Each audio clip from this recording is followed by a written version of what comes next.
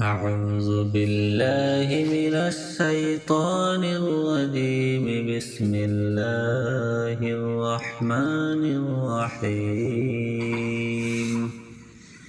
والفجر وليال عشر والشفع والوتر والليل إذا يسر هل في ذلك قسم لذي حجر. ألم تر كيف فعل ربك بعاد إرم ذات العماد التي لم يخلق مثلها في البلاد. وثمود الذين جابوا الصخر بالواد وفرعون ذي الأوتاد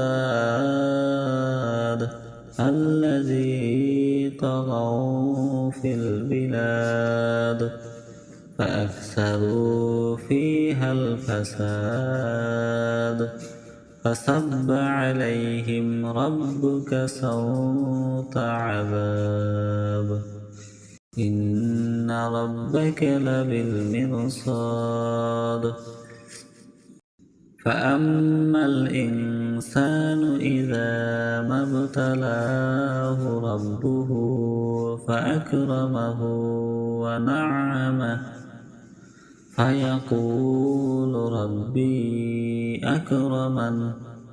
وأما إذا ما ابتلاه فقدر عليه رزقه فيقول ربي أهانن.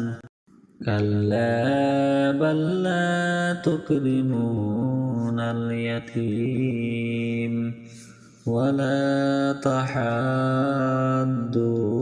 على طعام المسكين وتأكلون التراث أكلا لما وتحبون المال حبا جما. كلا إذا دكت الأرض دكا دكا وجاء ربك والملك صفا صفا وجيء يومئذ بجهنم يومئذ يتذكر الإنسان وأنى له الذكرى يقول يا ليتني قدمت لحياتي. فيومئذ لا يعذب عذابه أحد ولا يوثق وثاقه أحد.